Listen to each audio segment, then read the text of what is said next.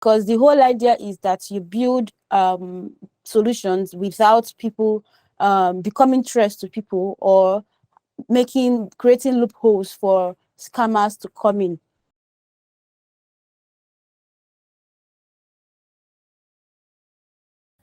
So good afternoon, everyone, wherever you're joining us from. And so we would actually kickstart the session with Ms. Chioma, a blockchain educator, a blockchain certified cryptocurrency investigator. She's also a blockchain crypto forensic specialist, and she has a lot of certifications in the field. And over the years, she has proven to be a blockchain specialist. So it's an honor to have Mrs. Chioma in our midst this afternoon. So, Good afternoon. Nice to have you. Same here. All right, so basically, I'll start with introducing myself. I'm Chioma Onyekelu. I'm a certified cryptocurrency investigator and a blockchain forensics specialist, and I work at A&D Forensics. So basically, we trace and investigate cryptocurrency-related crimes. So in case you've lost your coins, we can help you trace them. So today I'm at Hacker Ace community, and the purpose is to speak on blockchain security. And of course, most of us already know about the Cyber Security Awareness Month, which is this October. And part of what we are doing in general is to make sure that people know how to the right online work ethics, all right, how to keep themselves safe, how to keep both at work and in their houses, and most especially when it comes to blockchain ecosystem. You agree with me that we basically work online, we do everything online, all right? So we can't be left out in this cybersecurity. So blockchain security, I will start by saying what the things I would kind of talk about. I will explain what blockchain security is. But before we say what blockchain security is, we have to know what blockchain is, probably the types of blockchain, then understand what blockchain security is, and probably give some tips on how we can stay safe in the blockchain ecosystem. Probably we have some founders here that are building solutions, how you can stay safe, because the whole idea is that you build solutions without people becoming threats to people or creating loopholes for scammers to come in. It's just a ledger, a decentralized ledger, okay? It's kind of distributed ledger technology. Now, what's a ledger? A ledger is more like just for keeping records. Let's say when you were in school, most of us, when we were still in secondary school, we did business studies, that's for Nigerian courses actually. We did what's it called again? Bookkeeping. All right. We learned how to take notes of things happening. Even the business guys amongst us will know that records are being kept in ledgers. All right. And what happens when those ledgers are filled up? A page is filled up, you go to the next page. So, and these ledgers can actually be susceptible to probably damage, all right, or even theft, or tampering with the records or the data that are within the ledger, all right? But this time around, when it comes to the blockchain, it's not just one person that is in control. Okay, so this particular ledger is being controlled by other people, all right? And then this particular ledger, if I just wish I was using my phone, I would have, okay, maybe I would just show. Yeah, so from the previous mining activity that was done on the previous block, I'll go back to that block, copy the NOS,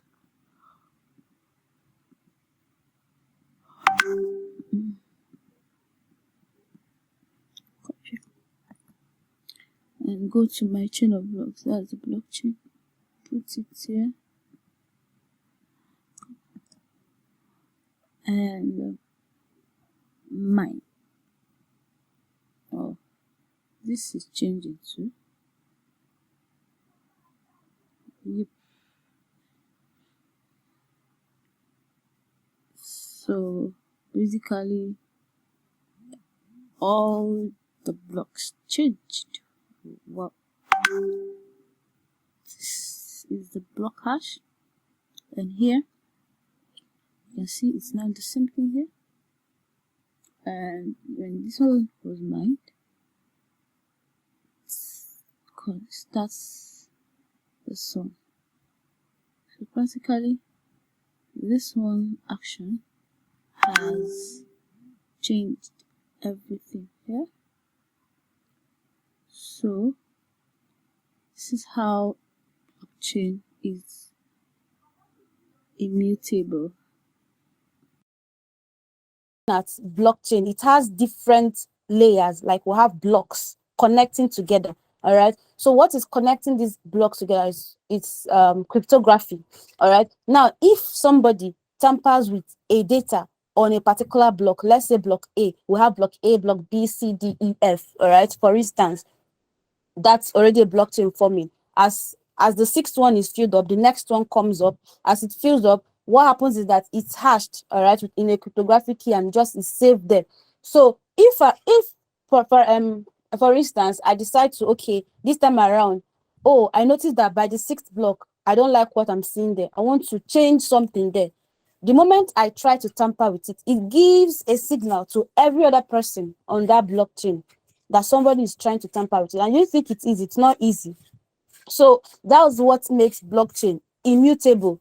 All right, it's something that everybody sees. And another characteristics of blockchain is that normally most of us will 56, which is a very popular one, and I think that's the one Bitcoin is running on. All right, so it means that even if you change something, the hash changes. If you have played around with maybe any mining simulator that shows you how hashing algorithm works, you understand better that if I say my name is Chioma and I spell Chioma with a capital letter C and I hash it, if I also say my name is Chioma and I spell Chioma with a capital with a small letter C, it's going to give me a different hash. So the hash is more like the unique ID for that particular transaction. All right, so it means that also gives blockchain its security.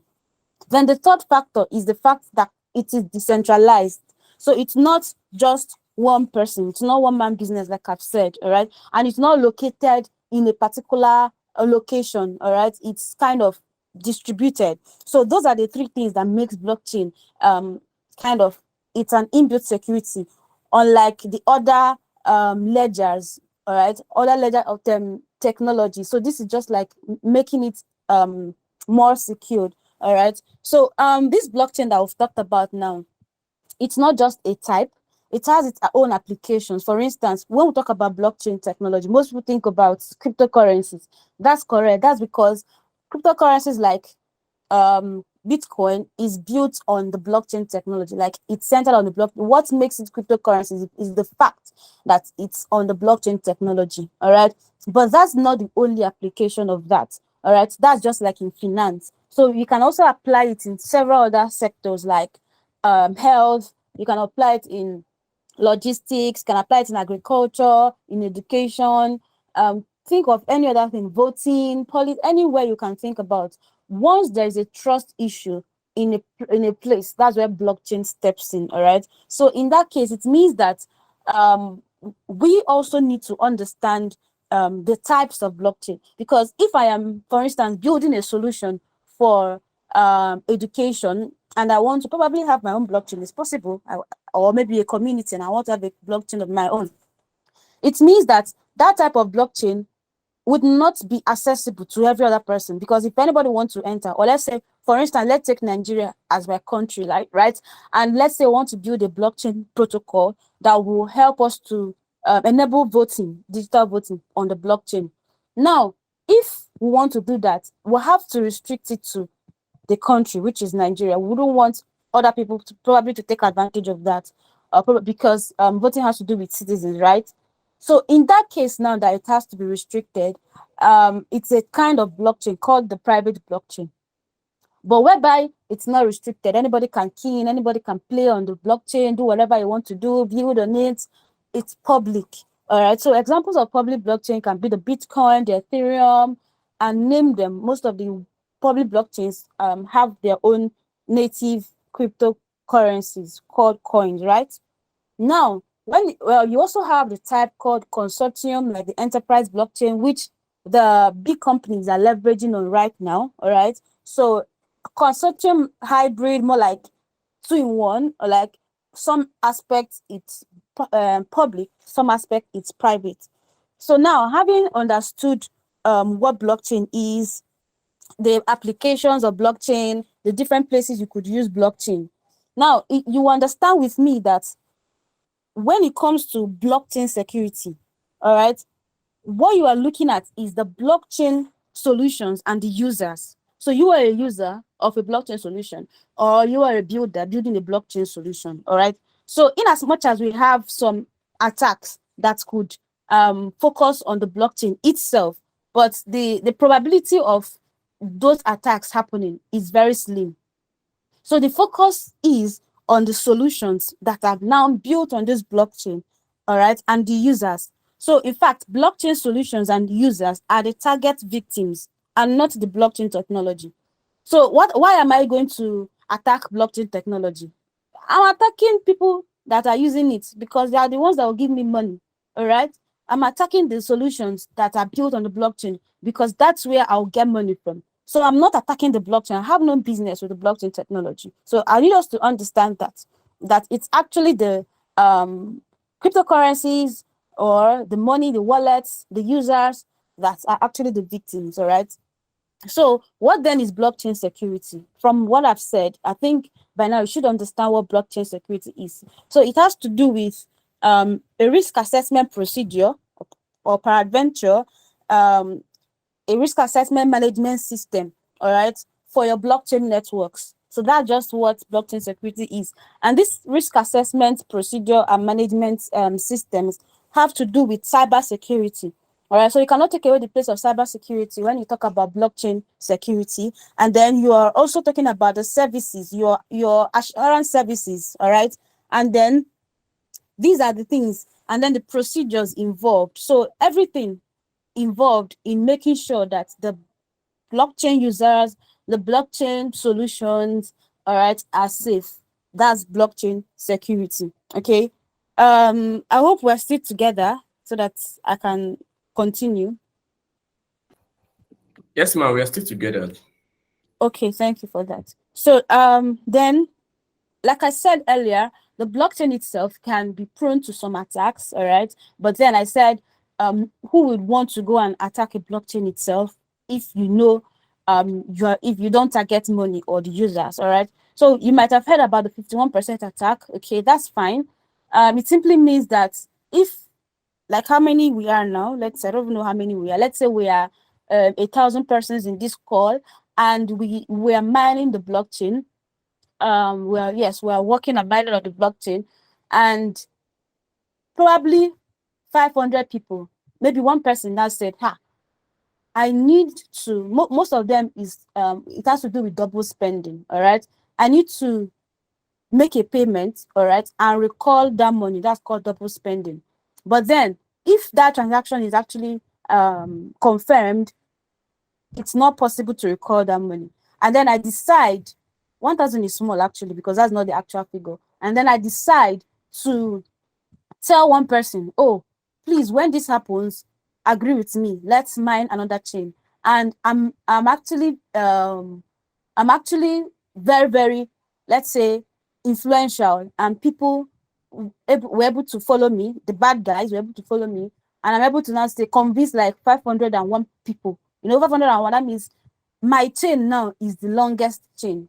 So with that being done, the network will confirm the longest chain, which is the wrong transaction, and that's the 51% attack. So the wrong transaction doesn't mean that the blockchain will now destroy itself. No. Like I used to have that mindset, like the blockchain will now, okay, 51% attack, oh, the blockchain is destroyed. No. It means that transaction would now probably be recalled. That's the double spending, and that's where you have the theft cases, hack cases. So people's money have just disappeared. So that's the attack you could get on the blockchain.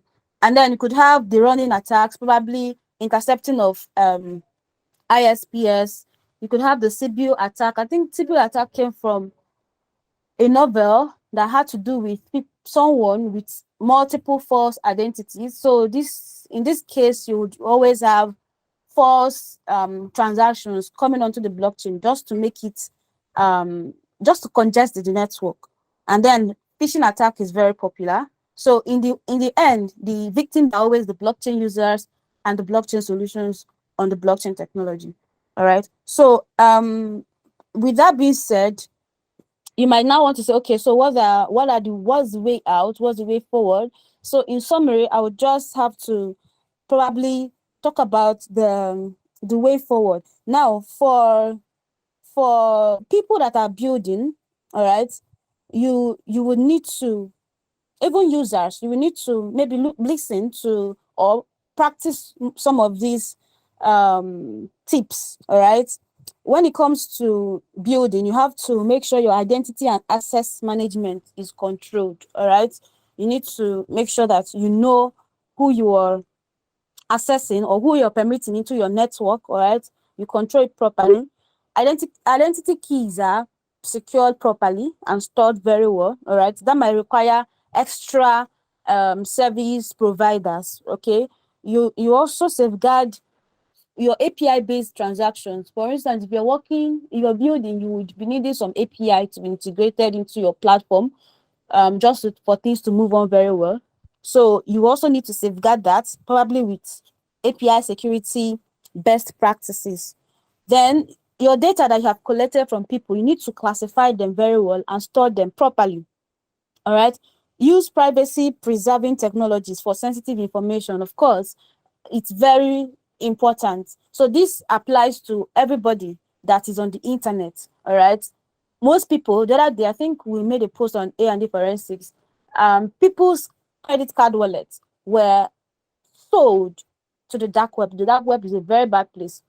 So in that case, those people might not really know that has happened, but because they were able to probably do some transactions on the block on e-commerce sites, they were able to use their credit card to pay for transactions, do some transactions, and when you're doing that, in one way or the other, you are relinquishing some of your data, all right?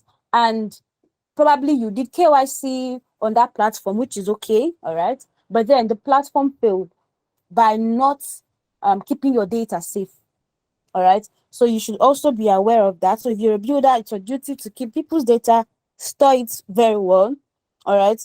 And implement multi-factor authentication. So while you are using your apps, your crypto exchanges, in fact, even down to your social media account, all right? Down to, because hackers are not limiting themselves to financial applications or financial institutions. They even hack people's social media accounts, all right? Even down to your social media accounts, you should also use your multi factor authentication. You might wonder why would people want to steal somebody's social media account, but when your identity is stolen, that's when you understand. All right. Always do your regular vulnerability and assessment tests. For people that are building, when you're done building, you should be able to audit your smart contract codes. All right. Don't just leave them. Make sure you go to auditing firms like A&D Forensics can help you audit your smart contracts to make sure it is okay. And then smart contract auditing is different from vulnerability tests, platform vulnerability tests like pen tests. Is actually different. So for your pen testing, it's just like entering a room and you were asked to just enter a room and you were able to enter a room even without being given the key. All right. Or let's say you now notice that I was able to enter this room through, maybe there was a hole by the window. You were able to come in. So your duty is now to say, oh, this is where hacker can actually come into this room. This is what you're supposed to do. You patch it up and do your other remedy for it. All right. So it's very necessary for builders. And without mincing words, compliance is very necessary. Compliance means, in as much as we are trying to play safe in the space, money launderers, terrorist financiers are always trying to leverage on cryptocurrencies. And it's our duty to make sure that this doesn't happen through our platforms. So the best way to go about it is to actually follow rules and regulations by our regulators. So in the crypto space, we can have OFAC, FinTech, PATEV, making up rules for us to actually follow. All right. So what we're supposed to do is to comply. A&D Forensics can also help you in that. Then get an industry recognized security certificate for your solutions. So when you do your smart contract audits and you do all those security checks and stuff like that with companies, you are supposed to be certified that, okay, this your project has been cybersecurity tested, safe to be in the market. All right. So if you have questions, you can ask. Oh, wow. Thank you very, very, very much for this insightful talk. I actually took notes, like this is my notes. I actually took notes during the class. You know, the consensus, we talk about the different encryption of these different blockchains, and the way to actually mitigate this risk. After he stated that phishing attack is actually one of the most common ways that these threat actors actually use into stealing coins and probably actually infiltrating these blockchain systems and all that, you know. And actually, you spoke about the vulnerability assessment testing and then the smart contract auditing, and then stating the fact that vulnerability assessment is actually different from the smart contract auditing, all and many more I actually noted in my notes. So once again, thank you so very much for being with us here, Ms. Chioma. Sincere appreciation to you, and to all those that actually tuned in, and thank you very, very much.